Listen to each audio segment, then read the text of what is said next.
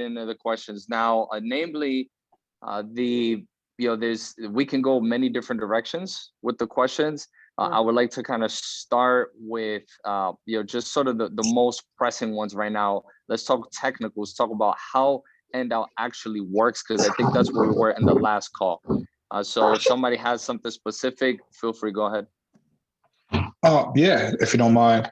I was, from the video I was watching, I did notice it's similar to Ampleforth and such. Now, does Endow run on a similar elastic supply? Because you know how with Ampleforth it shrinks and grows depending on the market cap or whatever. Yeah. But what I'm trying to figure out is A, does it run on an elastic supply? And B, when you're staking, what's the yield per year actually? Yeah. Yeah. So let's talk about how the currency works. So it's built on Cosmos Tendermint. That's the proof of stake consensus algorithm, and it was chosen. The technology on this was actually chosen when it was Tendermint, and Cosmos wasn't even launched yet. So that's how early we got in on this. It's what's called a delegated proof of stake. What that means is that there's not a huge number of nodes, validator nodes. There's maybe 20 or 30. The maximum number of validator nodes will be about 60. But then underneath that, there are verifier nodes. There could be thousands of those. And then what you do as an owner is you delegate your stake to a verifier. The verifier delegates it to a validator. So it's not like everybody's running a node. Now, it is similar to Ampleforth, but we believe far superior. Obviously, I'm going to say that, right?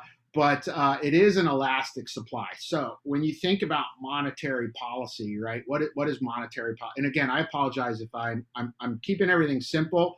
If please don't take that as a insult, or don't take that as I'm talking simple because I don't think I'm just talking at that level. So don't read anything into it. But if you think about monetary supply, really what monetary supply is how do I adjust the amount, or monetary policy, I even call it supply. Monetary policy is really how do I adjust the amount of money in the system, right? If there's too much money in the system, what happens is you have an oversupplied situation. And if you have an oversupplied situation, what happens to the price? It goes down. If you have an undersupplied situation, then what happens to the price? The price goes up.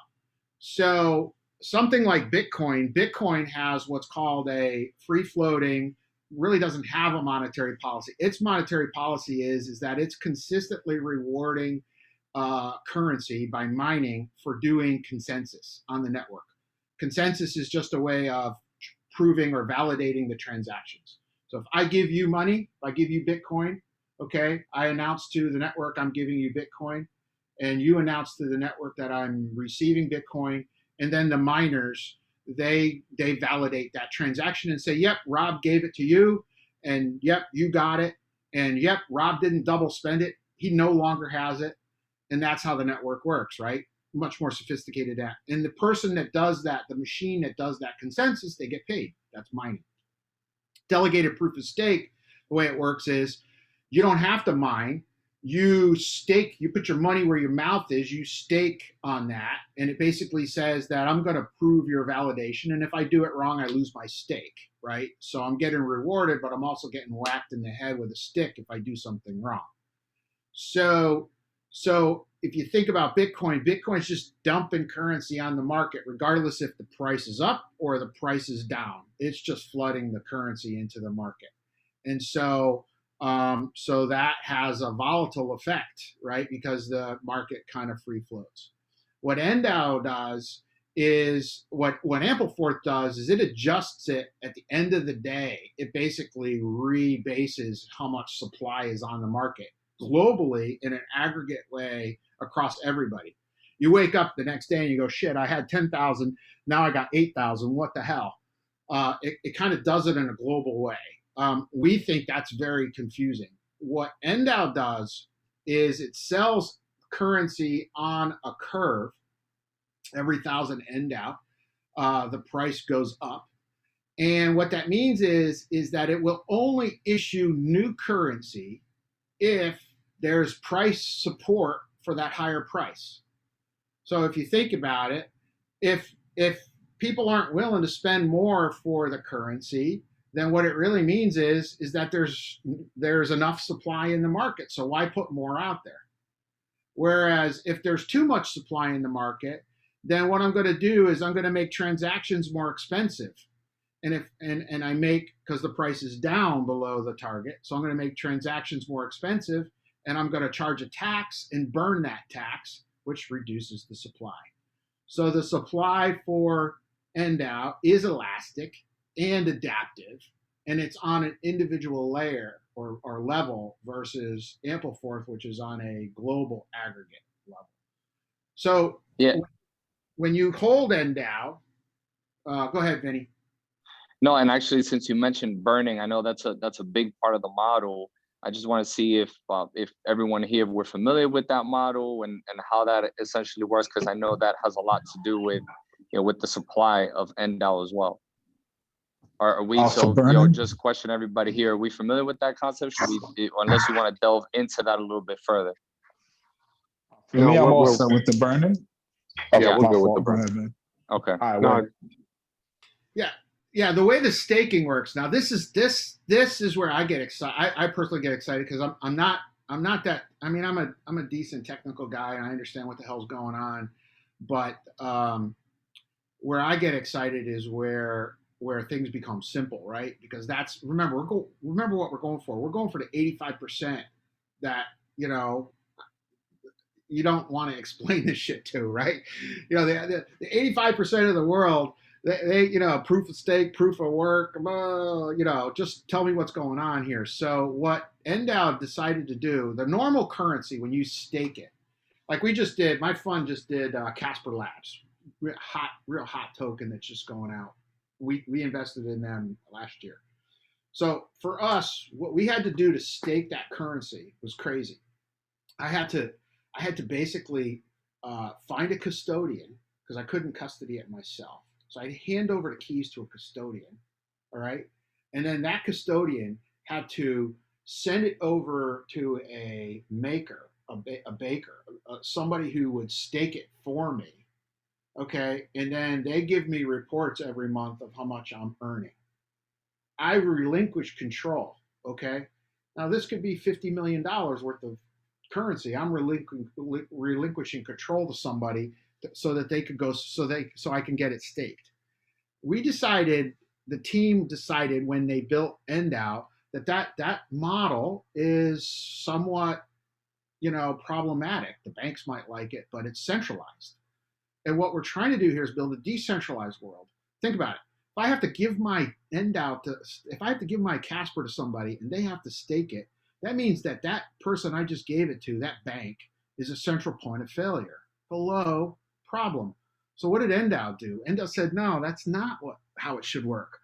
What we do is in the wallet, when you own Endow or when you buy it and you lock it, okay, you have custody of it. It's in your wallet. The keys never leave your control. And then what happens is on the blockchain, this is where I get excited. On the blockchain, it's delegated to the validator node. Without giving up custody. And now that validator is doing the proof of stake. And you get your yield, and the validator takes 10% of whatever you make. And all that happens in the background through fees and you never give up control, and it does it decentralized. That is a very novel achievement that Endow had. And when the guys built it, they just built it because that was the right way to do it. And now people look at it and go, holy shit, that's where the market needs to go. And these guys built it a year ago, almost a year and a half ago. So the way it works is this. If you lock it for 1 year, there's a yield curve. If you lock it for 3 years, it's 15%. If you lock it for 1 year, it's 13%. And it's compounded continuously in the address because what happens is the yield gets ported back into that address. The technology actually supports the ability to lock it and port your yield to another address that's unlocked if you wanted to. but the program that we have with InvestView compounds it. And what's interesting here is the yield is in kind, right? So you're earning 13% or 15% more Endow, and as the value of Endow climbs, then you're going to earn substantially more. And that's based off of Endow, right? The percentage earnings they're getting is in Endow, right? That's right. And it's compounded continuously. So what's interesting is it's calculated continuously. The tech behind this calculation is pretty, as I'm told, is pretty complex. So it's calculated on the blockchain and then awarded once a day. So the blockchain is continuously calculating it, and then then it says, okay, award, and then it awards to everybody at the end of the day, or I don't even know. I think it's a rolling period. So some guys might get it, some addresses might get it at 6 o'clock, you might get it at 6:15. It all depends on how it's distributed across the nodes.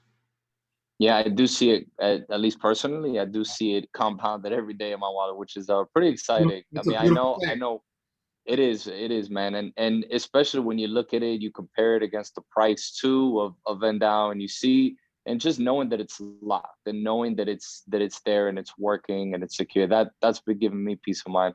I know we've had some other, and you have custody of it. That means, it's in your wallet, your keys, nobody's touching it, nobody knows about it. It's there. Other questions, guys?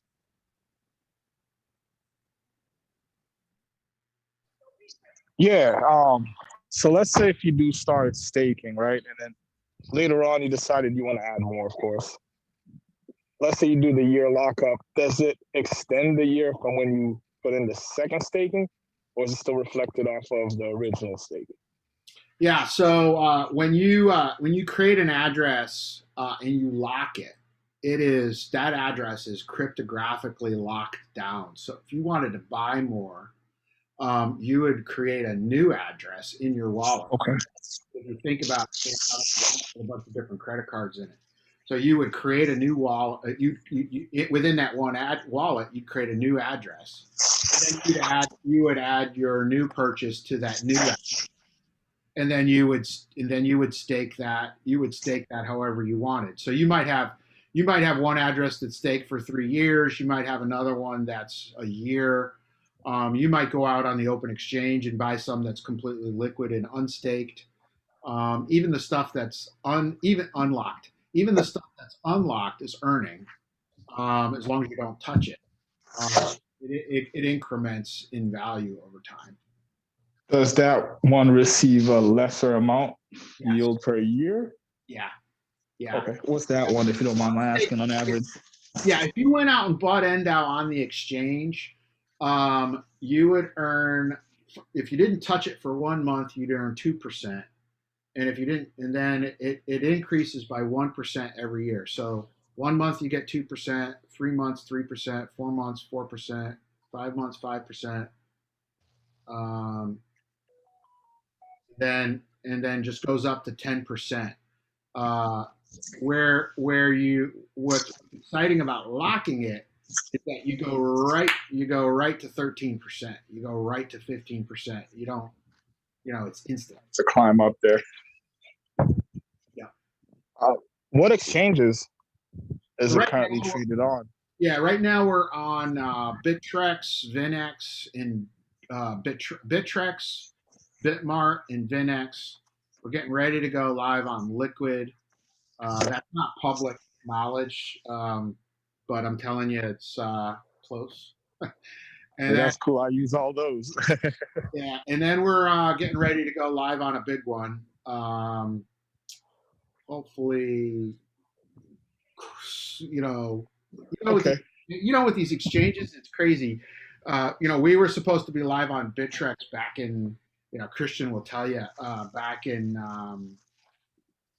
February, and I think they didn't get it launched until May. So what's happening is it's just craziness going on out there. There's a lot happening, and these exchanges are just, they're slammed. So Rob, Slim, just give me a quick sec. So Rob, regarding one of my concerns right now is really around sort of capital gains and all that stuff. Yeah. And it's too early to even understand how this could be taxed. But can you give us sort of your perspective on where you think the market stands currently and any sort of policy regulation that will potentially be implemented and how you guys can adapt based on your model? Yeah. Are you in? Did somebody say they're in Puerto Rico here? Oh no, that was Vinnie. Vinnie's in Puerto Rico. I I'm in Florida though. So. Okay. Well, dude, if you might notice, there's a lot of crypto guys, a lot of crypto billionaires living in Puerto Rico. Mm-hmm. Yep. To avoid that those. The Act 420. Yep. There you go. I actually used to fly out of Roosevelt Roads way back when, which dates me, and I bombed Vieques. So now it's a report. Story. Capital gains. I'm not a tax attorney, so I'm going to tell you right now, I'm not a tax accountant. I'm not a tax attorney. I will tell you that the government, it is up in the air whether how it's going to be taxed. The interesting thing here is that we're in a period of time right now where most of the exchanges, aside from Coinbase, the reason why Coinbase went public and they are the de facto U.S. exchange is because they were the first exchange to agree to the IRS and the government to basically view and watch all transactions in and out. So they were anointed by the U.S. government essentially to be that compliant gateway. Fidelity will follow suit, and many of the other guys will follow suit to do that. With that said, most of the exchanges in the world are not today reporting cost basis. So it's really all a matter of you self-reporting what your cost basis is and how much you made on those transactions. I suspect that that's going to change over time. A lot of international exchanges are now being pressured to show cost basis. And so I would imagine that that's going to change over time, which ultimately leads to how much are you taxed.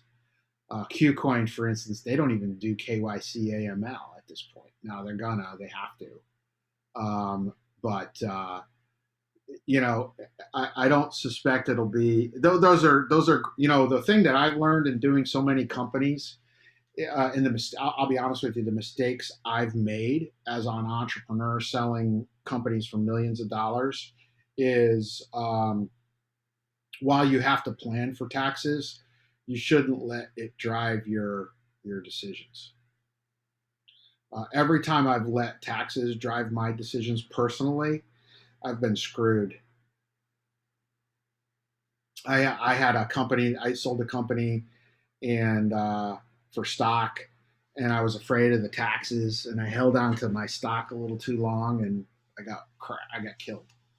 Whereas if I would just bite the bullet, pay the tax man and move on, I would have been a much happier camper. And that's happened to me across the board. So I don't know. It's kind of a non-answer to your question, but there's a lot of flexibility in how you structure it. And then you go move to Puerto Rico, which wouldn't be a bad thing. Those questions. I hope that because I do, I understand why you would ask that question, Victor. And yeah, it is a there's so much changing right now. That I can definitely kind of put myself in your shoes and ask those similar questions as well. But those are sage words from Rob. I definitely would agree. It has a lot to do with there's a lot of bad us adapting to those times. Yeah, there's a lot of bad information out there too. There's a lot of fear, kind of, it's going to be 60% tax rate and all that. That's bullshit. Mm-hmm. That stuff. Rob, quick question. So this is an ERC20 token, correct? No, it's not. It's not. No. It's its own native token, Cosmos. Tendermint. Okay, okay. And when you're integrated into these exchanges, like you mentioned something about you're gonna, in order for you to stake it, was it that you had to pair or something like that? I caught. No, I was talking about another currency that we bought. Okay. In contrast, this is real easy to stake. You put it in your wallet and you lock it. In fact, when you buy Endow from iGenius, Yep. it's locked in your wallet and automatically staking. You don't have to do anything but start your timer. At some point, are you guys going to develop some kind of cross-chain method for your token? Yes, we're working on it now. The first thing we're doing is a wrapped Endow, which is basically cross-chain to ERC20. That's going live this month. The tech is done. It's all marketing at this point that the team's getting ready to do it. Then there's a cross chain with Dia that's underway, EOS, and I would imagine Chainlink will probably come into the mix. But yes, we definitely see cross chain as a key key technological development. Okay, awesome. I asked. Casper is another one. We're investor in Casper from the fund side. So I would imagine that Casper, that integration happens. I can't tell you much more about that, but you could imagine that. And then what was the other one? And we're an investor in Uphold as a fund, and Uphold is like a Venmo wallet, international Venmo wallet. Last year they did about 26 million in revenue. They did 12 million in revenue the year before. The first 2 months of this year, the first quarter of this year, they did 55 million in revenue. And you can buy crypto in that wallet, and you would imagine it would be, and they add about 3 different tokens a month to that wallet. I'm actually a big fan. Have a good one. I use the Brave browser a lot, so my BAT tokens get sent there every month. Nice. Mm-hmm. Same. Yep.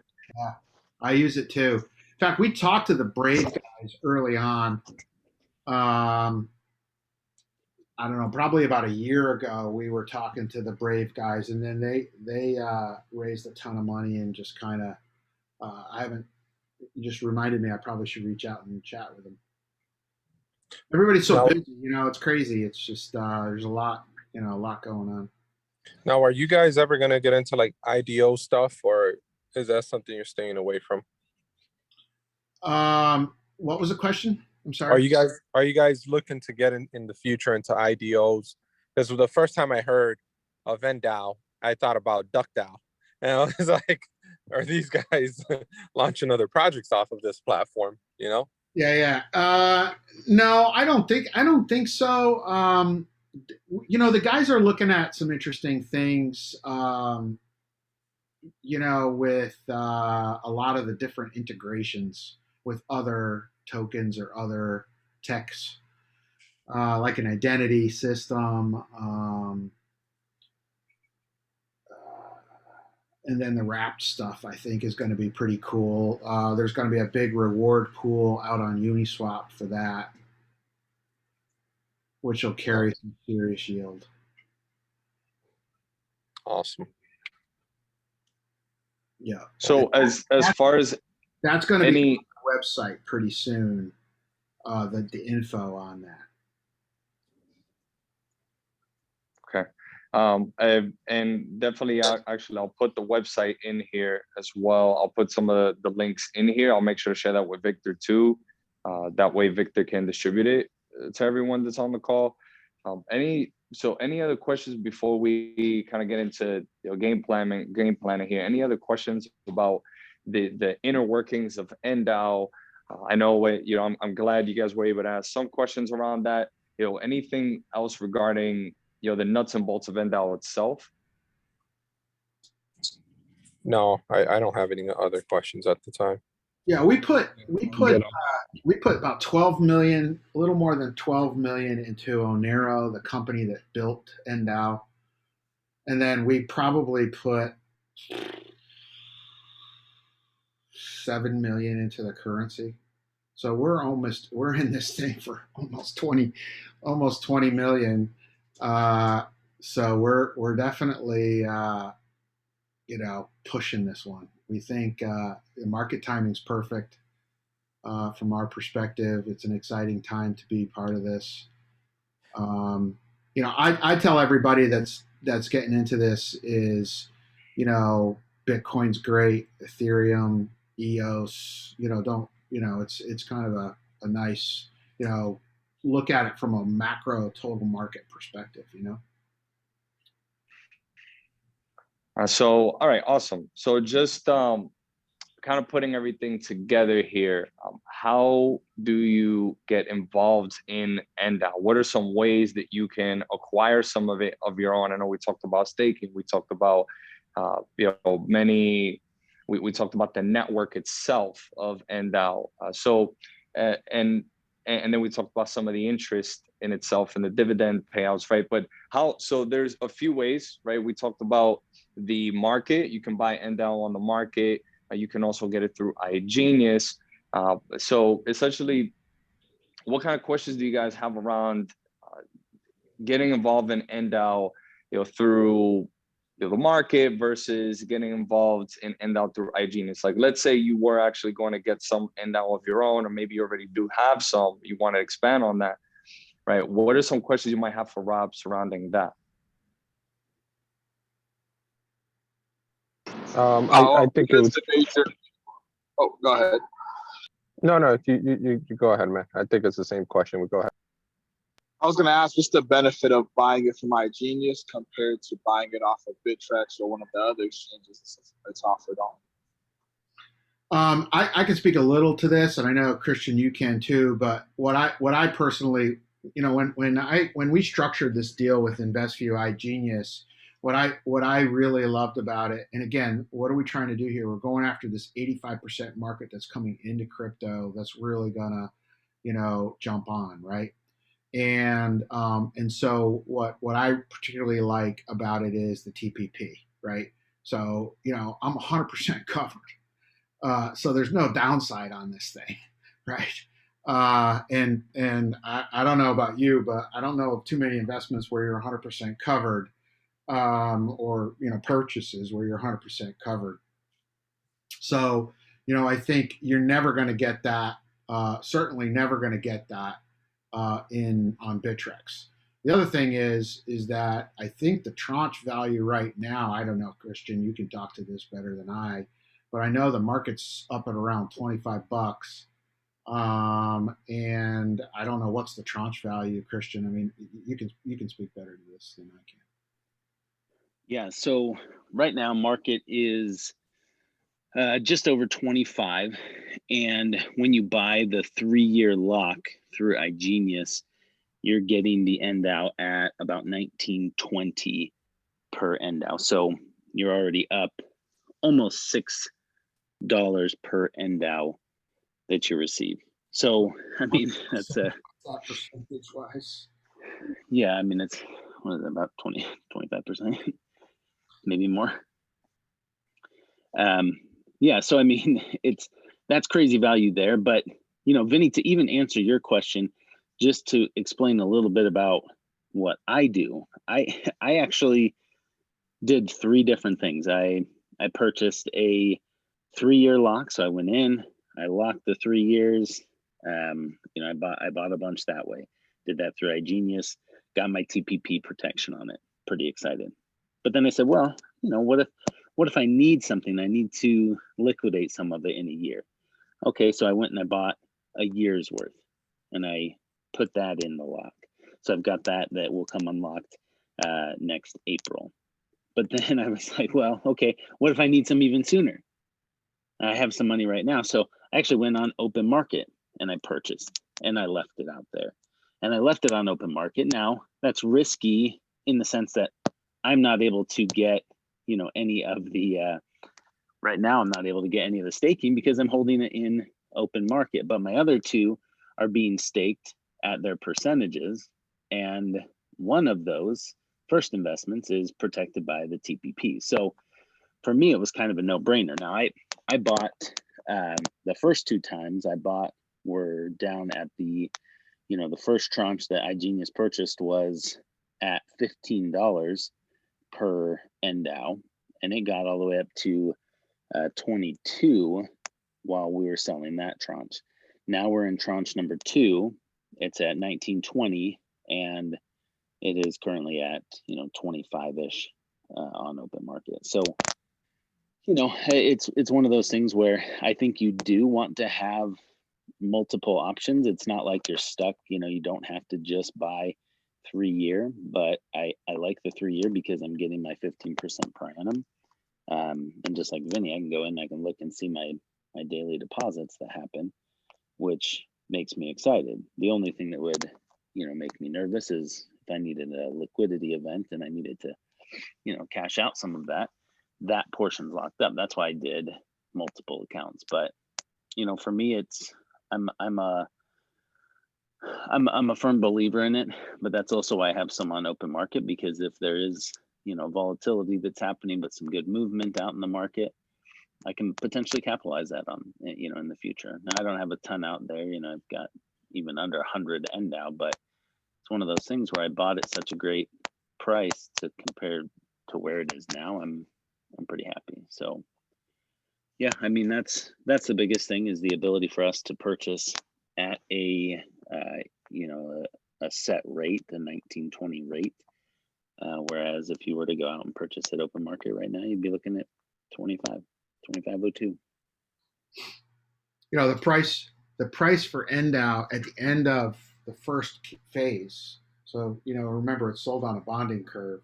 It's not sold on the bonding curve. It's issued on a bonding curve, which means if there's price support on that curve, and there's 30 million Endow that can never be minted, but the price at the end of that first 10 million to be issued is a little over 16,000 per Endow. So you can imagine a world where, as the network grows, more people start buying. The price of Endow doubles in phase 1 14 times. So, that's another thing you got to really think about, right? Is that all of these things are networks. All of these currencies are essentially networks, which means that they grow exponentially. All networks grow exponentially. And so, that's why when you look at Bitcoin, right, it's at 57,000.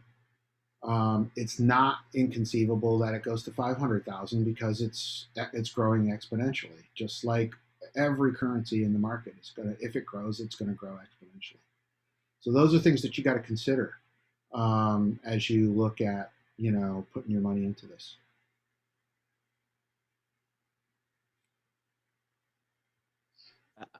I think, since this is Victor, my major question really comes down to, because some of this is, we have some meme coins, obviously, that are that, let's not give them any breath here, but it's a hustle, right? And so I guess, how do we bring something like this, or what's the game plan to make this really accessible and available to the public, so that we capture the 85%?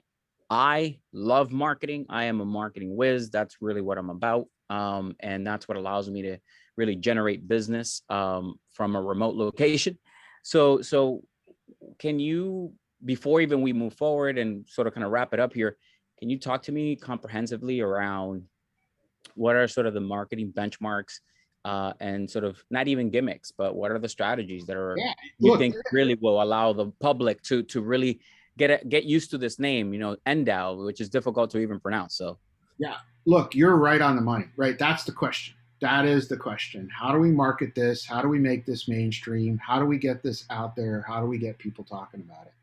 This is the reason why when we did the iGenius deal, last week, I think, Christian, what do we have? We had 650 different people buying from 34 different countries, right? That's what this is about. This is about getting exposure, getting it out there. The marketing team, we've just really just really kicked off a whole influencer video marketing system. So, our goal is to, try to get as many market, influencers talking about this, doing videos about it, tweeting about it. It's really that's what it's going to come down to, is just broader exposure. And somebody like yourself, who is a marketer, man, that's who we want. We want guys like you, involved, promoting, getting this out there, building it, because that ultimately is what drives the price, right? The more people that drive into these markets, the higher the price goes, the faster it grows. And, it's everything from TikTok to Twitter to Instagram to influencer video, influencer marketing, and overall marketing. We've just brought on 3 more agencies to help on the influencer side. And that's why these exchanges are important, because they basically get to a whole new group of investors and buyers. Right. So you mentioned you have about 20 million. What's your runway for some of the marketing stuff over the next, let's say, 3 years or something like that, just to kind of pump that up and increase visibility? Runway is not a problem. I mean, there's plenty of money there, plenty of, it really, what it really is, I was just talking to one agency last week that we're bringing on, and they were cautious just about, making sure that the timing, in other words, don't flood the market, but just make sure it's steady as you go kind of timing. So there's plenty of runway there. That's not an issue. It's really just bringing more influencers and more, more, and just steady cadence, steady as you go. We're not. I am. This is not pump and dump. Got it. I'm not building. I am not. We are not. I am putting my foot down as an investor in this and saying, I'm not. We're not doing anything that's pump and dump. That's not what we want to do. Yep. Somebody asked me. I think.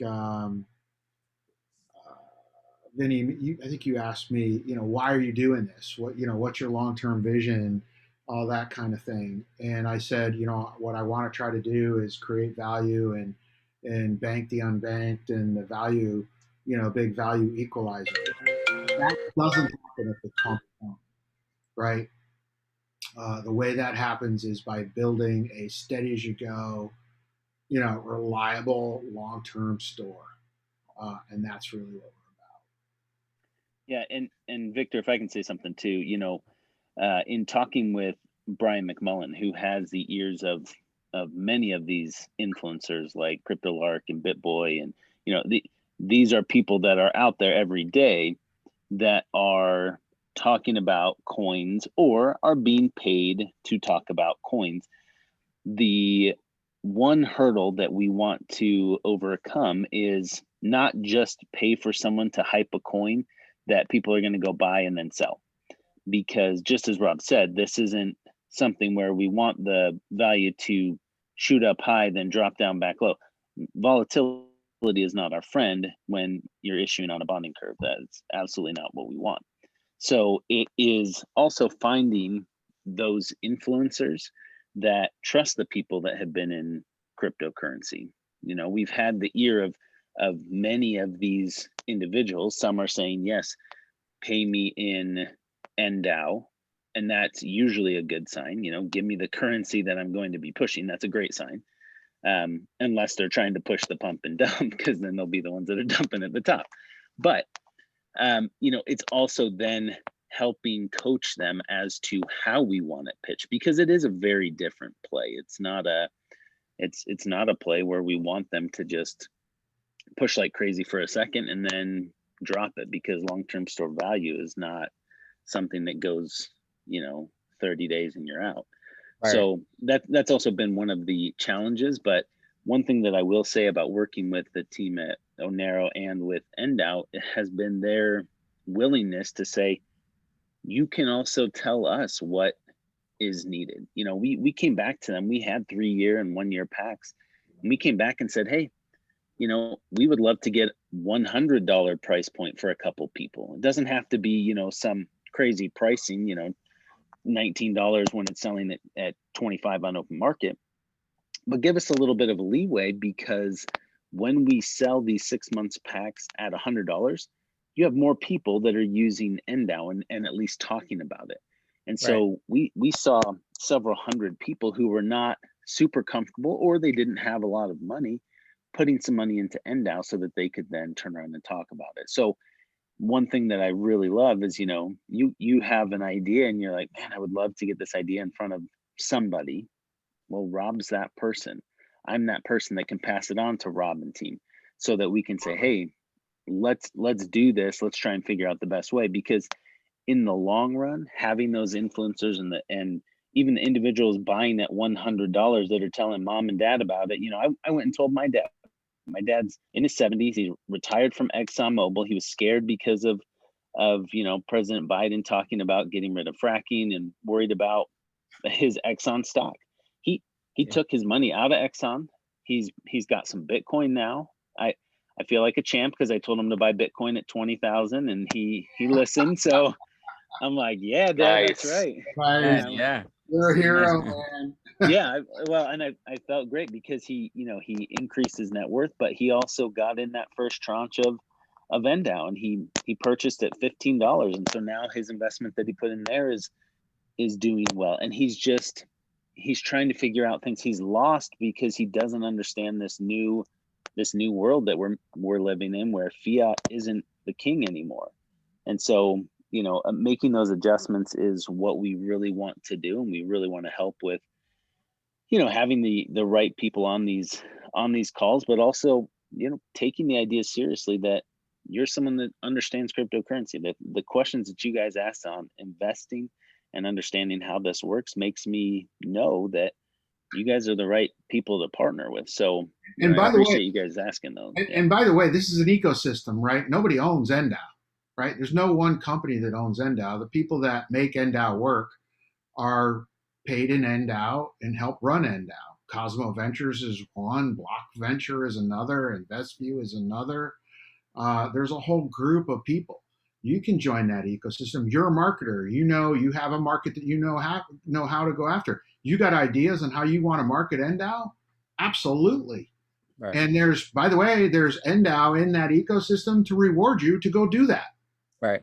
So, and I want to thank you guys for, because I know we have to kind of wrap it up here. It's been an hour, and I don't, anything that you guys say, I'm you know, all ears and taking notes. So I appreciate the depth of the conversation, the wealth of information that you've been able to provide. I'm excited because you know, we could never sort of, not that we're comparing here, but we could never live up to Rob's accomplishments thus far, you know, but we have some influencers here like So Slim and Disraeli. These folks are sort of kind of grassroots, boots on the ground. They know it in and out. These folks are holding some serious stake in some other coins, and so we're really navigating this space with a specific target demographic, and it's working and it's working out. We're excited about it. You know, I got a book coming out with the course. I used to be the National Assistant Sales Director with Tony Robbins. So there's a whole pool of people that, like, we're just trying to see if we can get some conversion. So at this point, it's really evangelizing. It's really evangelizing.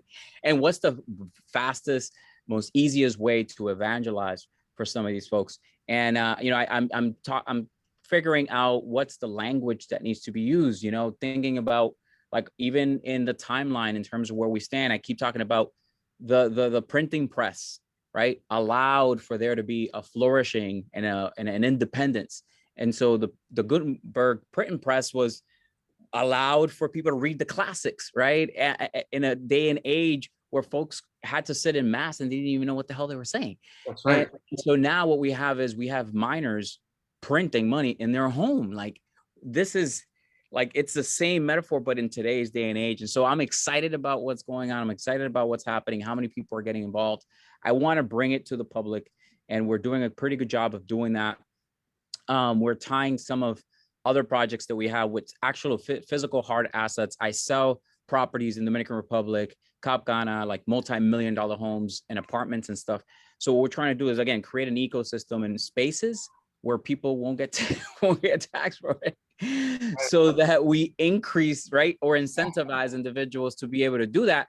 But what's exciting about it and what's sexy about it is, hey, you know what? You can own your own villa for $250,000, 3 minutes away from the beach. You're not getting taxed. And on top of that, it's like you won't get taxed for 15 years. So there's this like luring vision and pitch that needs to be refined that is working right now. So I think that, you know, the conversation needs to continue some way, somehow. Thank you, Vinnie, for allowing us to chime in and sit at the table. Like, this is not something that we usually get to do, folks of my melanin and from where we come from. So I appreciate you, again, allowing us to sit at the table with you. This means a lot. Look, the way that I've been successful in the past is through connections, right? What I find is that entrepreneurship is like a big gravity field. If you're doing something and you're building value and you are passionate about it, and other people, it connects you. Just like you said, you sit at the table, right? You've all been there. You get into this flow where everybody's coming up with incredible ideas and doing incredible stuff. And the next thing you know, you built $1 billion company. Like, it just happens. And that's here. You guys have ideas. You have a target market. You know how to market this. Let's work together. Let's figure this out, and we'll all prosper from that. So and I do want to just to summarize everything here, or at least because I've heard it come up multiple times in here.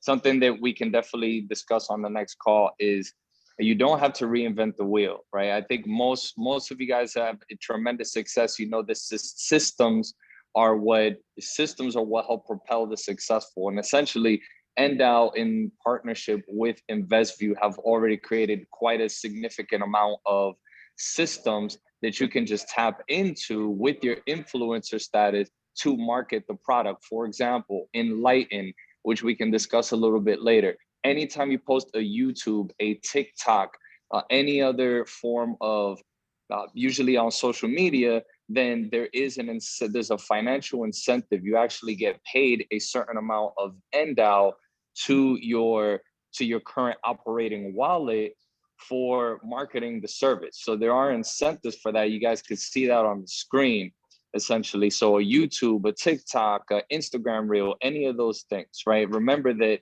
there's a bonus pool, which you guys can communicate with me about that as well. If you sell a certain amount of packages, then you also earn a certain amount of Endow as well. There's a lot of different incentives that you can utilize, and not to mention what you would get paid on points and volume if you use the distributor model as well through iGenius. So there are many different things, systems already built that are incentivizing influencers such as yourselves that are already making a lot of money through Endow and through iGenius. So just keep that in mind, guys. We can discuss that in a separate call. I definitely want to thank Rob, thank Victor for always being the gatherer, being able to get everybody together and help get that message out. Christian, for taking your time to really coordinate and finding a time that Rob was available. Appreciate that, and sharing your personal experience. And all the gentlemen, you guys, for sharing your thoughts and being able to contribute to the call too. Any other last thoughts from anybody before we wrap up here? A quick last thoughts. Okay. Well, with that said, guys, again, it was a pleasure. Hoping to do this again next time soon. You guys are all awesome. Thank you. All right. Hey, thanks. Thank you. Have a good one. All right. Thank you, guys. Have a good day. Yeah.